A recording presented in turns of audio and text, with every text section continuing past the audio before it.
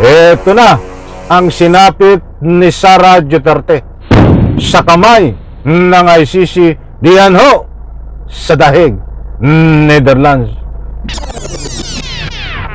Alright, welcome back to my YouTube channel. I'm Andes Vlog.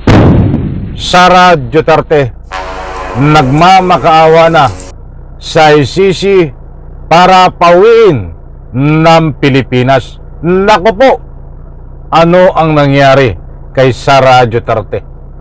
Bakit nagmamakaawa na at nakikiusap sa ICC upang pauwiin sa Republika ng Pilipinas?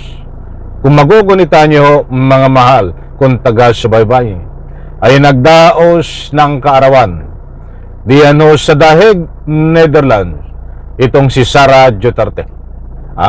Kasalukuyan pong nandiyan sa Netherlands. Ba't ito ang mainito na lumabas na balita na itong si Sara Duterte ay nakikiusap sa ICC, nagmamakaawa upang makauwi na sa Pilipinas. Iyan pong lahat mga kaibigan, complete details ibabahagi ko po sa inyo. Pahingin mo ng isang like sa video na ito. Sabay-sabay po nating i-like ang video na ito kung nagustuhan nyo po. Sa lahat ng hindi pa nakasubscribe dito sa aking maliit pa na YouTube channel, please subscribe. Maraming salamat po. Ito ay sabi ko na nga sa inyo marami ho rin ang nagbibigay ng kanilang public opinion bago umalis si Sara Duterte papuntang Dahig, Netherlands.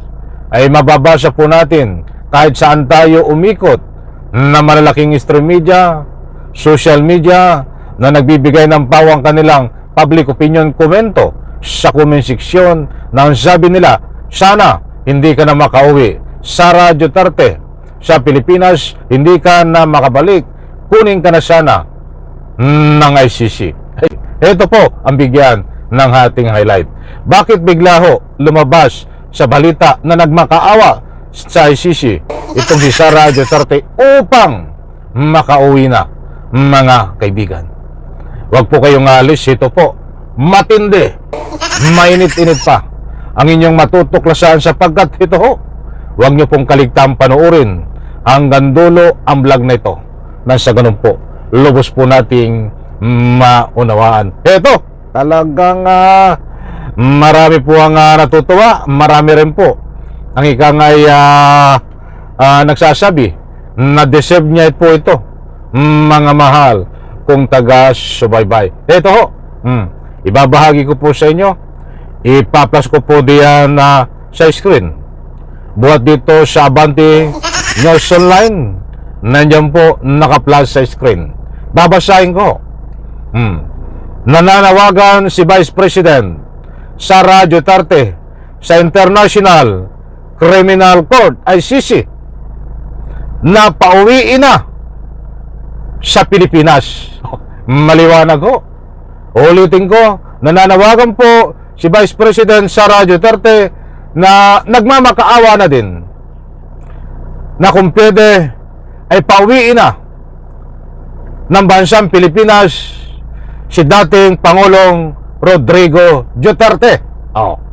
Maliwanag po mga kaibigan, hindi po tayo nagpapakalat ng anumang fake news. Kaya po siya ay nagmamakaawa at nananawagan sa ICC ay ang ibig po niya sabihin, pauwiin na si Digong sa bansang Pilipinas at palayain. Iyan po ang gustong mangyari ni Sara Duterte. Aba, ay sino ka ba? Ikaw ba ang batas, Sara Duterte? Para isang panawagan mo ay paniniwalaan ka ng ICC? Malakas na talaga ang tama nito, ano? Ito pa, ituloy po natin. BP Sara umapila sa ICC, Digong bigyan din ng human rights. Ay ito na nga, ay ang tatay mo nga tsaka ikaw ay hindi naniniwala sa human rights. Nung kapanahon ng itong nagsisiga-sigaan, itong kanyang tatay sa Republika ng Pilipinas na nagtatago ang tapang sa pamamagitan ng piki na tukhang, ang sinasabi niya noon ay minumura ang human rights. Hindi raw kailangan ng human rights wala daw silbi ang human rights. Yan po ang sabi ni Digong noong kapanahonang siya ho ay nagsisiga-sigaan sa ating Republika ng Pilipinas. Tapos ngayon, makikiusap ang kanyang anak, nakasangkot ni Digong noon, na kailangan daw mabigyan ng human rights itong kanyang tatay, kaya dapat palayain. O ito po't babasa tayo, mga kaibigan. BP Sara umapila sa ICC, Digong bigyan din ng human rights. Aba, ay nakakaalala ito ng human rights ngayon Babasa po tayo. Ito pa. Nananawagan si Vice President Sara Duterte sa International Criminal Court na pauwi na sa Pilipinas si dating Pangulong Rodrigo Duterte. Giit niya, dapat ibigay rin sa dating Pangulo ang sinasabing human rights. May nalalaman kang human rights ngayon, kahit nga yung mahal na Panginoon ay minumura ng iyong tatay, kasangkot ka din noon. At siyempre ang Jampol noon, minumura yung Santo Papa, minumura din tapos ngayon lalapit kayo din sa Panginoon, tapos sa human rights, ang human rights noon ang tingin nyo ay basura, ay ngayon ay ginto na. Sila ang nagsasabi lahat ng human rights, so dapat ibigay rin nila yung human rights sa dating Pangulong Rodrigo Duterte. Anak ng katakot-takot, ang lakas talagang mambudol nito, butit meron pa ditong nabubudol. Mga kaibigan, reaction po, pabor po ba kayo dito sa panawagan ni Sara Duterte sa ICC na halos magmakaawa na pauwiin na si Digong Duterte sa Pilipinas, palayain na? Diyan po sa comment section, inaanyayahan ko po kayong magbigay ng anumang public opinion. Nako, ay matindi mga kaibigan ito.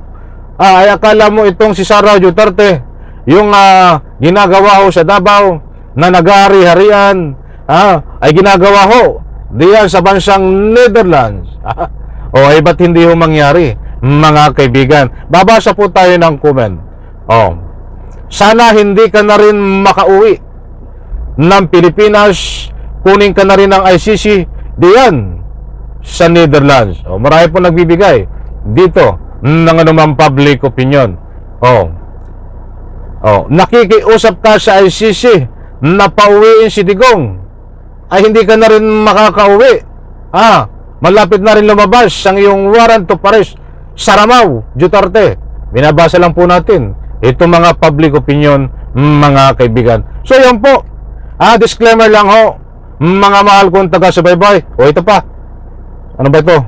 Ang sabi ho dito ng mga nagbigay din ng komento, nagmamakaawa ka ngayon sa Sara Duterte sa ICC na napauwiin si Digong. Akala mo ba may makikinig sa iyo diyan? Ano ka ba, korte? Ay ang lakas naman ang tama mo. Nakikiusap ka. Hindi ko masyado maliliit Nakikiusap ka at nagmamakaawa sa ICC na pauwiin si Digong. Ano ka, korte? Ang sabi dito. Muli po, mga kaibigan, disclaimer lang po. Kaya ang ibig kong sabihin dito, kaya't nasabi ho natin na itong si Sara Duterte ay nagmamakaawa ho diyan ho sa ICC upang makauwi itong si dating Presidente Digong. Sa yan din po ang sinasabi sa nagbibigay ng anumang public opinion. Si Digong ho ang kinakausap at pakiusap ni Sara Duterte na kung pwede ay pauwiin na sa Pilipinas at palayain, kaya siya ho ay nagmamakawa diyan ho sa ICC sa Netherlands. Muli po isang like sa video nito. Bye-bye.